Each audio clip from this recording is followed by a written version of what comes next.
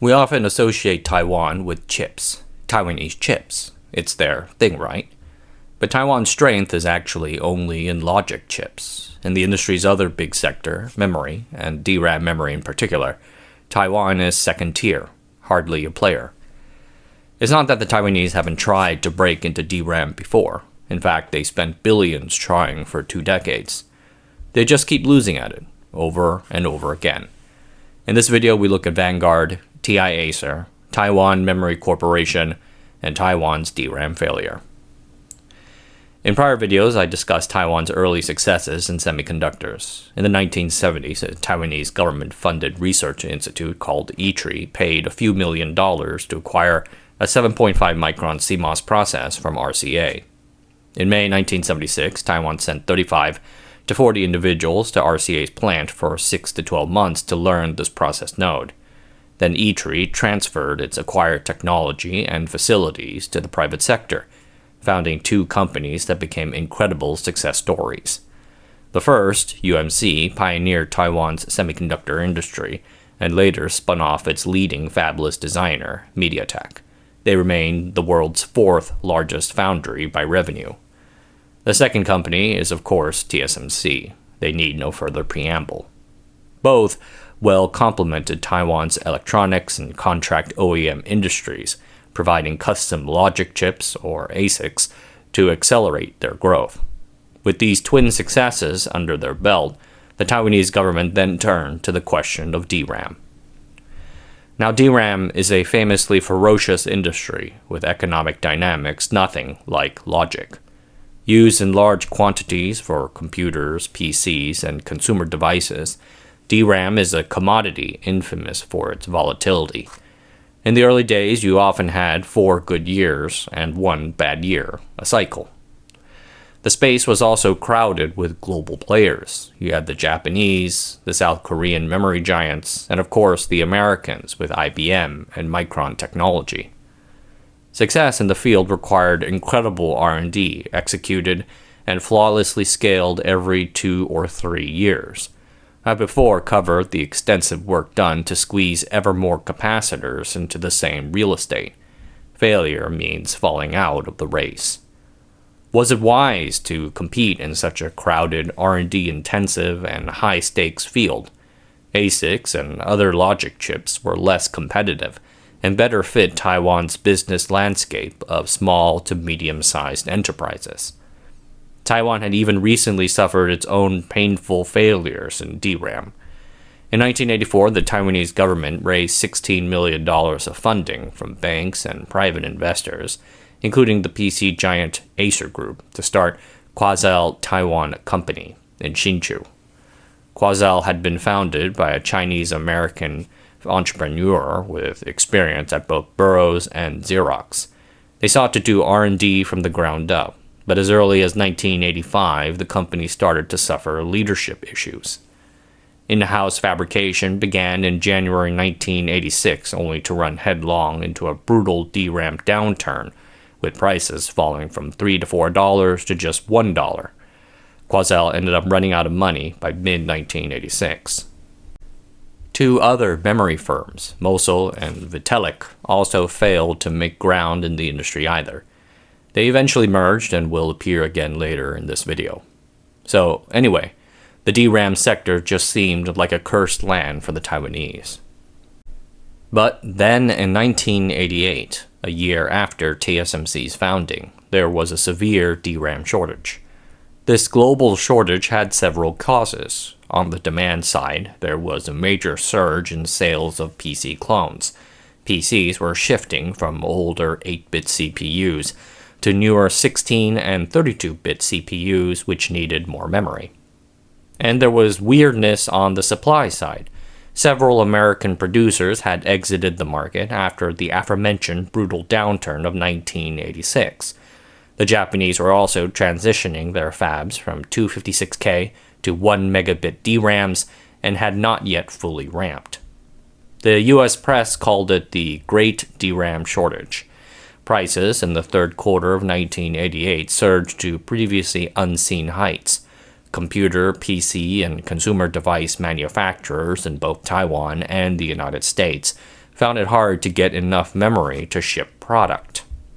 The shortage underlined memory's importance to Taiwan's PC companies and electronics ecosystem.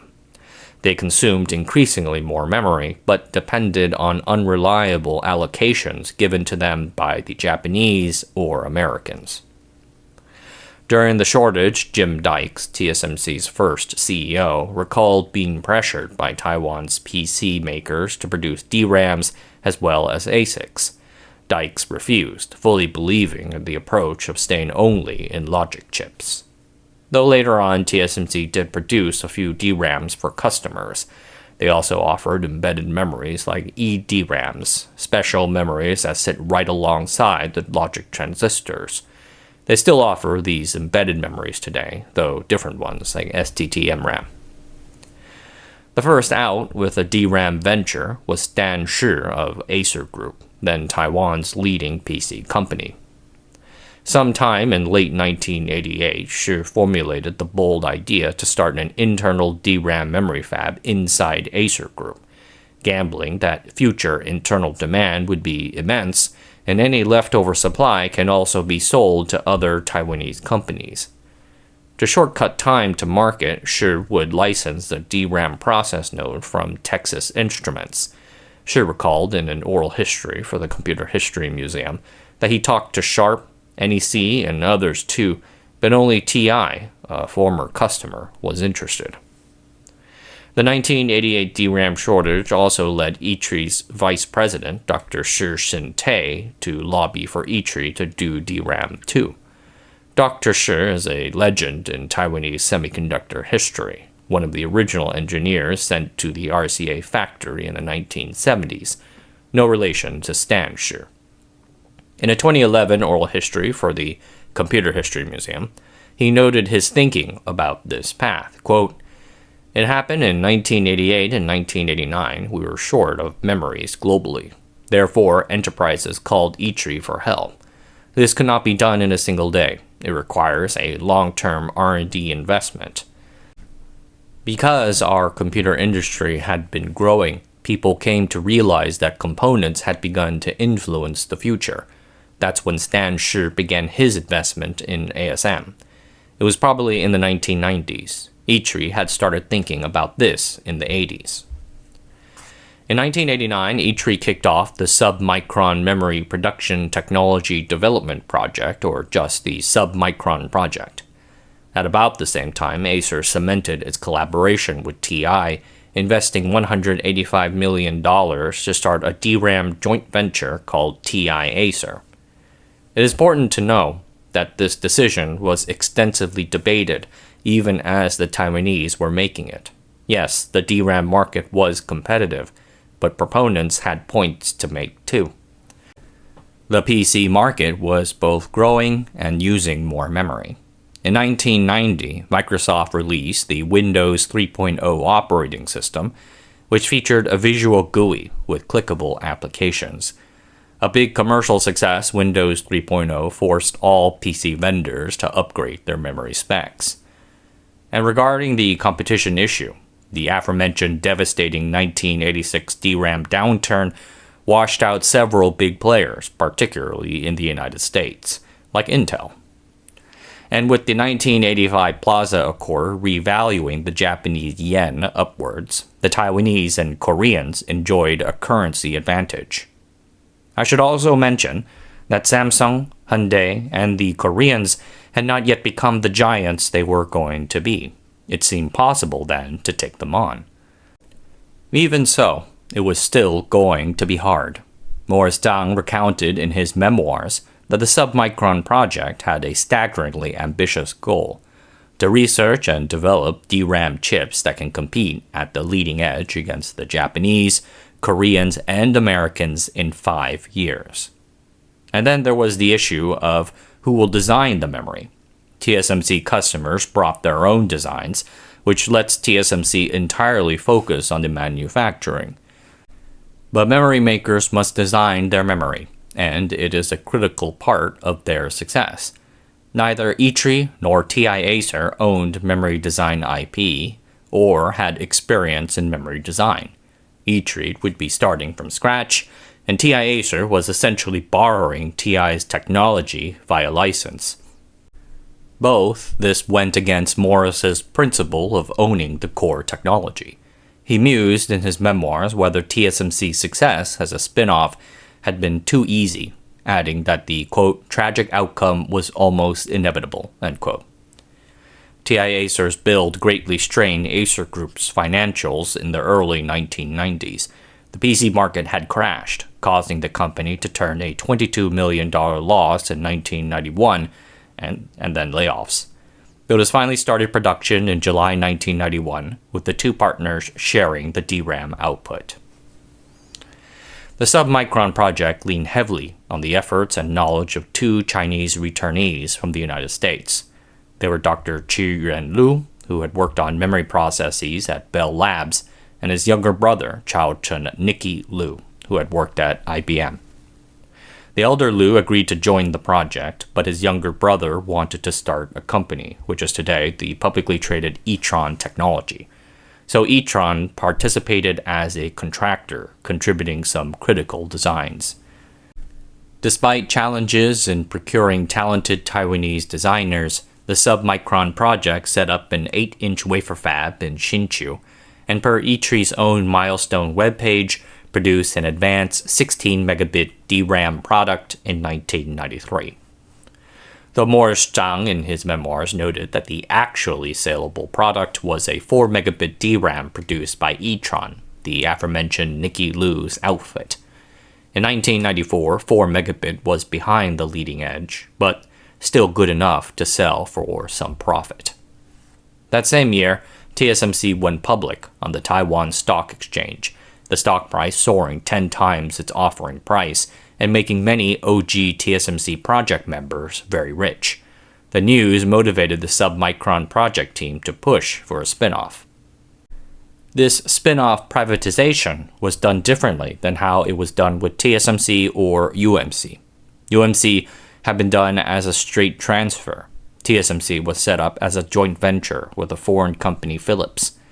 The submicron project, on the other hand, was privatized via an auction. Despite his misgivings about the project and memory in general, Morris Chang put together a group with his right-hand man F.C. Zhang and raised investor money to win that auction and start Vanguard International Semiconductor. Vanguard began in late 1994 with 330 employees transferred to the company from E-Tree, along with 2 product designs.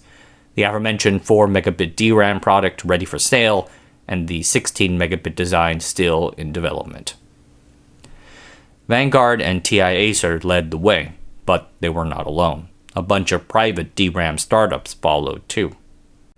They were backed with funding from Taiwan's diversified business groups, which were then flush with cash, and licensed IP from the Japanese memory makers, who were fading and saw licensing as an easy way to make a few dollars.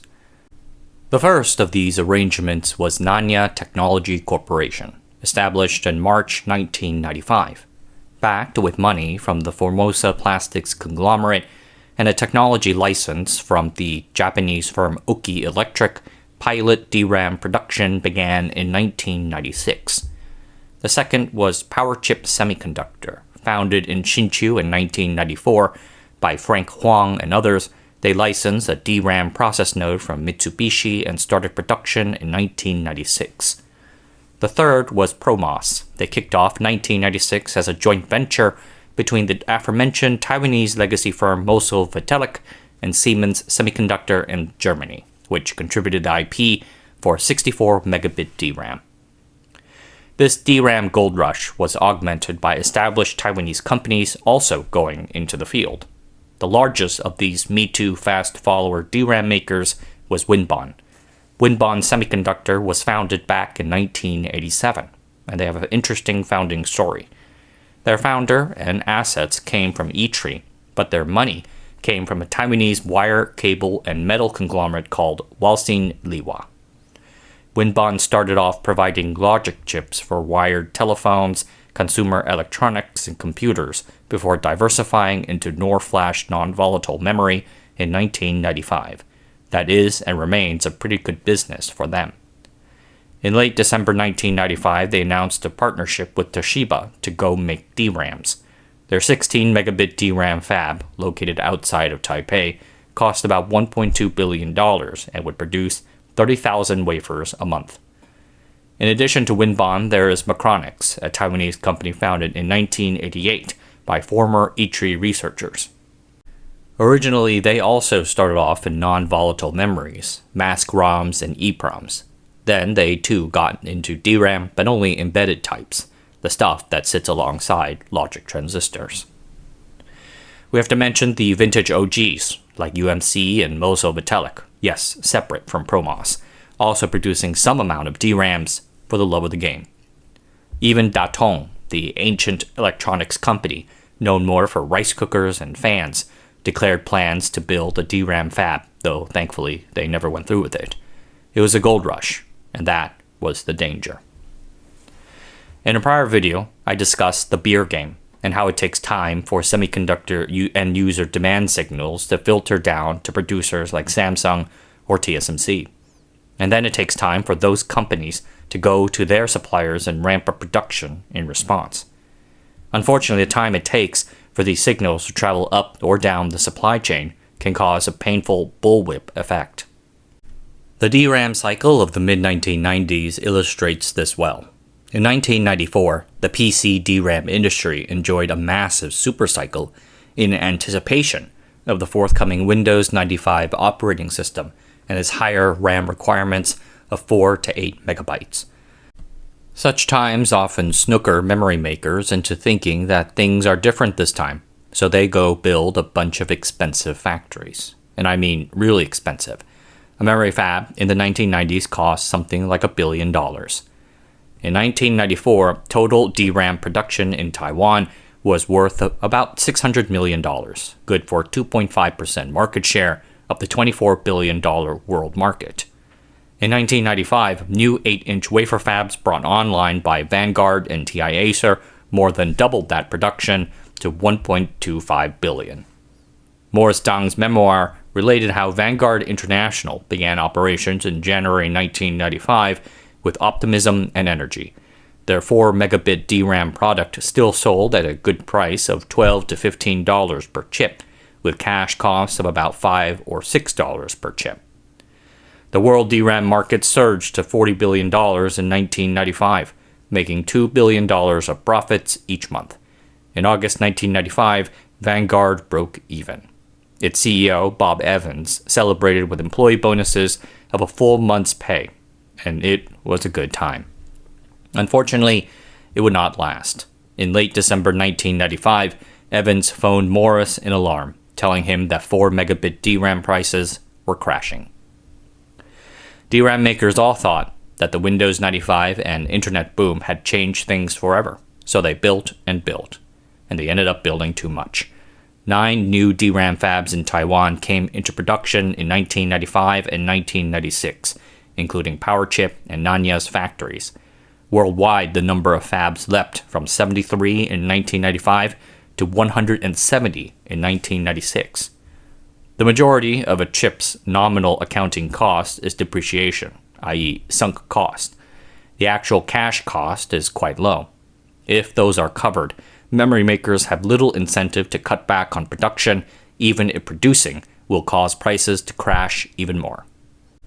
All this new capacity coming online rolled down 4 megabit prices from $12 to $7.50 to $3.40.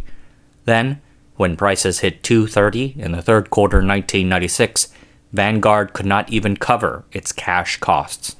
The only pathway out was to move up to 16 megabit, but that product was not yet ready. What is worse, new DRAM capacity was still coming online, a lagging effect of decisions made years ago, plus an unwillingness to yield market share. In 1997, 5 more fabs entered the market, throwing off the demand-supply curve once again. By 1998, the value of the whole market had cratered to under $15 billion, down over 60% from the sweet summer days of 1995. Classic bullwhip effect. Great for buyers, but hard for memory makers. The great DRAM crash of 1996 smashed DRAM makers all over. The Koreans suffered a double blow from the high debt inflicted upon them during the go-go 1990s, i.e. the Asian financial crisis. After a very long and drawn-out process, the Korean government would eventually merge together Hyundai and Gold Star's semiconductor divisions to create Hynix. Over in Taiwan, in 1997, TI Acer lost $58 million. PowerChip suffered a pre-tax loss of $31 million, both very high numbers in corporate Taiwan. And with Samsung and Hynix refusing to give up even an inch of market share, there was only so much money the Taiwanese can afford to burn. At Vanguard, Bob Evans left midway through 1996, and FC Zheng from TSMC took over. Zheng fought fires at Vanguard for the next few years, switching production capacity away from commodity DRAM to sell specialized high-speed DRAM and RAM for graphics cards. The Taiwanese suffered additional damage because they did not own their technology. Licensing someone else's DRAM IP means paying them a percentage, cutting into precious margins. It also leaves them high and dry if the foreign partner pulls out or cannot deliver. Nanya experienced this when Oki failed to move on to the next DRAM generation. The backwardness would have killed them had they not signed a technology sharing deal with IBM in 1998. Also in 1998, Texas Instruments announced that it would sell its money-losing DRAM business to Micron, end its various memory joint ventures, and cut 3,500 jobs. As part of that retreat, TI sold its stake in the TI Acer joint venture to Acer in March 1998. Acer took on the task of turning its DRAM business around while also trying to find a new technology partner. In mid-1999, Acer sold a 33% stake in the money-losing TI Acer division to TSMC. A few months later, TSMC bought the whole thing and turned its factory into Fab 7. You can see today that Fab 7 looks quite distinctly different than its peers. That's because they didn't design or build it. This purchase, along that of another foundry challenger called Worldwide Semiconductor, helped boost TSMC's wafer capacity ahead of rival UMC, one of their major turning points, really. A similar fate eventually befell Vanguard. After Zheng returned to TSMC, Morris convinced his VP of Operations, Rick Tai, to join Vanguard as its leader. Tai is an operations master and managed a new technology transfer from Mitsubishi. The Vanguard still lost $155 million in 1998, a corporate record for losses in Taiwan, and was deploying technology behind the leading edge. Analysts started asking questions about how long TSMC can keep subsidizing its floppy-haired little brother. Rick Tai eventually, privately, told Zheng that memory had no future and suggested that Vanguard pivot to logic foundry. Morris agreed, and in January 2000 told the staff. For whatever reason, TSMC did not initially fully absorb Vanguard, probably due to the financial losses and node differences, but they did establish a comprehensive alliance, transferring process node technology and even referring business to them. Vanguard's conversion into Logic Foundry was completed in 2004, and to this day the two companies remain separate but allied. Vanguard even recently licensed TSMC's Power GaN technologies as the giant moves to free up more capacity for AI. Ditching DRAM can be argued to be the proper financial decision, but Dr. Chiyuan Liu and others later reflected in the recent Chip Odyssey documentary that Vanguard should have held on a little bit longer. Zhang himself has said that the way it ended was quote-unquote sad. Vanguard and TI Acer were the two major exits during this period of time. Taiwan's other DRAM makers, Nanya, PowerChip, Promos, Winbon, and Moso Vitalik, continued on. The end of the 1990s saw the Asian financial crisis, the twin dot-com and telecom bubbles, and then 9/11.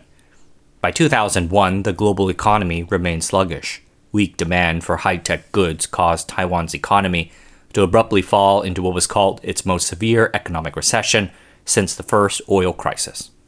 And then there was mainland China. Both Taiwan and the mainland ascended to the WTO together, but China's cheaper labor costs and sheer size put pressure on Taiwan's economic model. Foreign and Taiwan-based investors far preferred to invest in the mainland.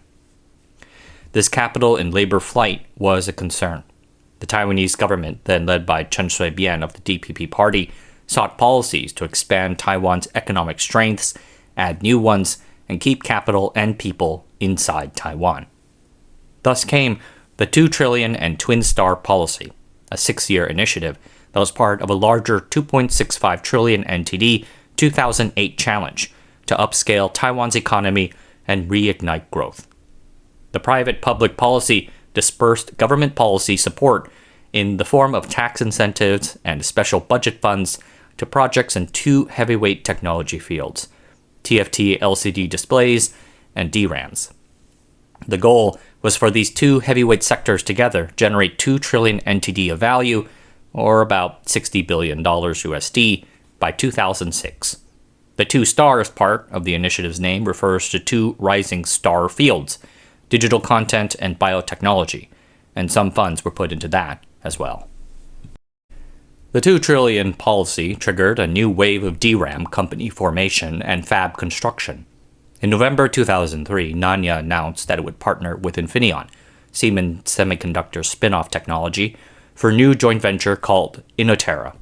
Inotera would build a cutting-edge 12-inch wafer fab in the area of Taoyuan. The fab cost 2.2 billion euro and would churn out 20,000 to 50,000 wafers per month upon its completion in 2006. To get the wafers, they licensed Infineon's trench capacitor DRAMs. 3 years later, Infineon spun out its DRAM division into a standalone company called Kimanda. A financial move to get DRAM volatility off their books, this cut off Kimanda from any future support from its siblings, making it vulnerable to a downturn. Other Taiwanese companies, Promos, Powerchip, and Winbon all surged to build new fabs in response to the policy, oftentimes taking out billions of NTD bank debt in order to do it. 2006 only threw gas onto the fire. It was yet another boom year for DRAM. Yes, the DRAM cycle cycling again. After years of working off inventory and capacity, including another downturn in 2005, things finally turned in 2006. In February 2006, Microsoft showed off their next flagship OS, the despicable Windows Vista. The electronics industry expected this overstuffed, graphics-heavy chonker to drive another DRAM supercycle, just like with Windows 95 and 3.0. At the same time, PC demand in China unexpectedly soared as China became the world's second largest PC market, which in turn led to unexpected demand in DRAMs that is said to have caught memory makers off guard. The memory industry was also absorbing the rise of flash memory and the switchover from DDR2. Popular portable music players like the Apple iPod use lots of flash memory, so Samsung switched over some of their DRAM capacity to fulfill that demand. Meanwhile, the switchover from older DDR2 to faster DDR3 technology did not go as well as first thought. Demand for the older stuff surged just as the fabs started moving to the new. So anyway, the DRAM shortage whipped everything into a fervor. In December 2006, Powerchip announced an ambitious joint venture with Japan's Elpida Memory.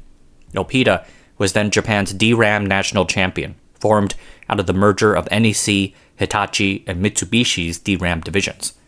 This big Taiwanese-Japanese joint venture was named Rexchip, and it had the goal of building a massive 450 billion NTD, or $14 billion USD, fab complex in Taichung. At the time, it was called the single biggest FDI project in Taiwanese history. But while the 2 trillion policy did manage to stimulate companies to build more big fab projects in Taiwan, none of those companies got close to matching Samsung or even Hynix's size. In total, Taiwanese firms altogether produced less than 15% of the global market. And again, most of them simply struck deals with foreigners to import their IP, perhaps believing that they can focus on manufacturing only. As I said earlier, this limited their technology options in terms of product and thinned their margins.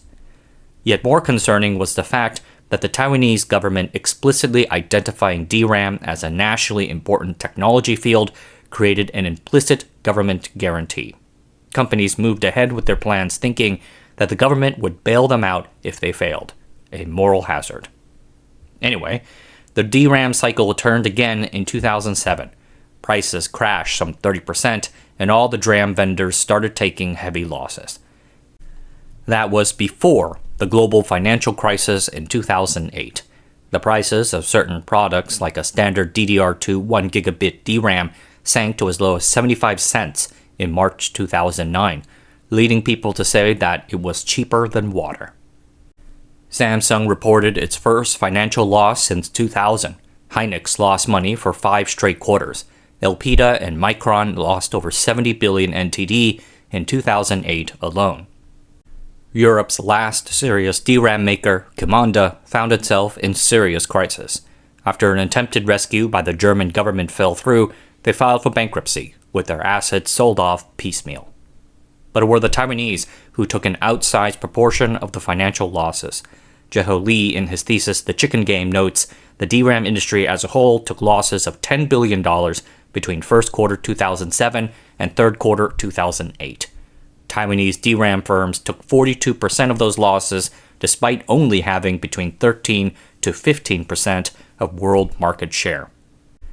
And unlike Samsung Electronics, which can lean on profits from selling end-user products or cash inflows from its various chaebol siblings, the Taiwanese funded their builds with short-term bank debt, a disastrous move.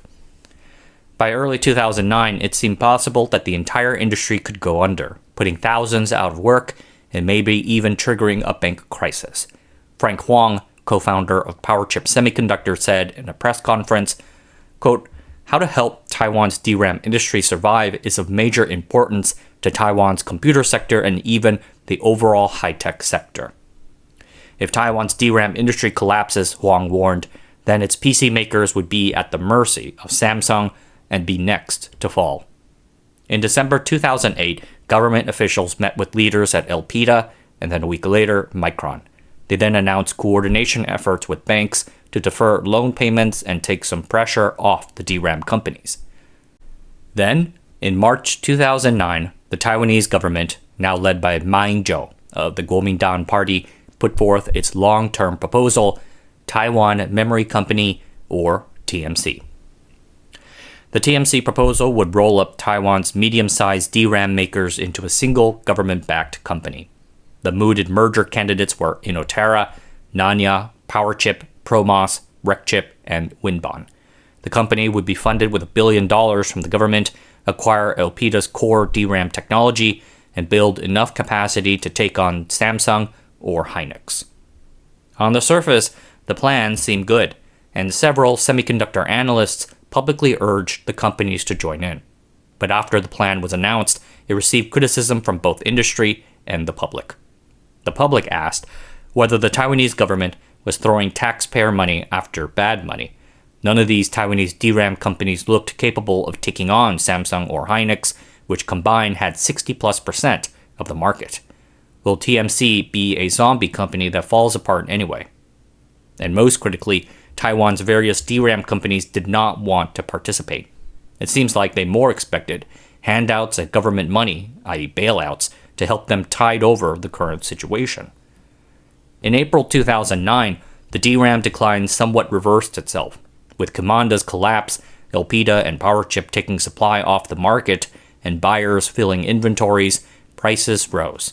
The market recovery, precarious as it was, nevertheless took away much of the TMC project's urgency. And underneath the hood, the Taiwanese DRAM firms were also quite technically different. Notably, you had two major technology families. First, those aligned with Elpida, PowerChip, and Recchip, and those in the Micron camp, Nanya and Inotera. Inotera, notably, was then switching over to Micron's stacked capacitor technology after Qimonda's failure. Qimonda used trench capacitors, and Inotera did not seem excited to switch again. This complex brew of alliances, deals, technology sharing contracts, and so on made a fast consolidation impractical. Integration efforts were likely to take years, and be quite messy.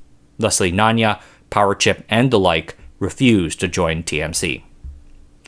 The government rejiggered the plan, turning Taiwan Memory Company into Taiwan Innovation Memory Company. Armed with $150 million USD, it would acquire and develop technologies so that Taiwanese firms can retain access to DRAM technology. But by then, Taiwan's legislative yuan had turned against the project and voted it down, seeing it as a fruitless giveaway to a very risky, very cyclical industry. With this, Taiwan's DRAM industry was left to the free market.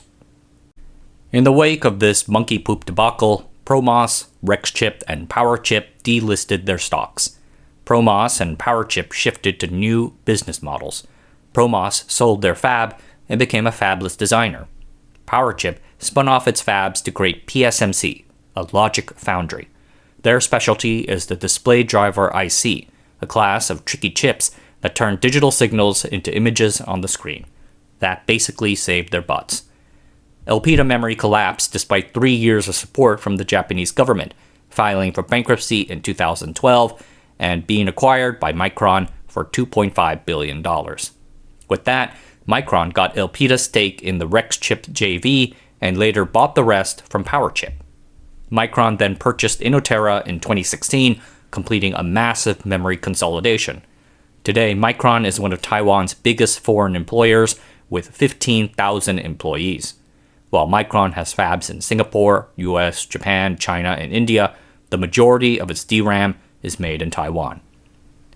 Winbon and Macronix both went back to making flash memory along with some logic ICs and custom memory products. The two of them remain a dominant player in NOR flash. Winbon still makes a little specialty DRAM. The only major Taiwanese player to survive while remaining in DRAM was Nanya Technology, which only made it through thanks to money from the Formosa Plastics conglomerate. Nanya has continued churning along as a second-tier DRAM supplier behind the Big Three and CXMT. They recently started construction on a brand new 10nm class fab in New Taipei City, Fab 5A. It even has an EUV machine. For them, that is fortunate timing, considering the current AI-fueled DRAM shortage. Their 2026 revenues year-to-date are up something like 600% year-over-year. Once upon a time, the DRAM industry involved 20 to 30 companies. Today, that is consolidated to 3 to 5, with only 3 of them really mattering. Taiwan's DRAM failure doesn't get a lot of ink because people tend to focus on the logic stuff. But it's a big deal, and I think as this makes clear, a very, very different market. Alright everyone, that's it for tonight. Thanks for watching. Subscribe to the channel, sign up for the Patreon, and I'll see you guys next time.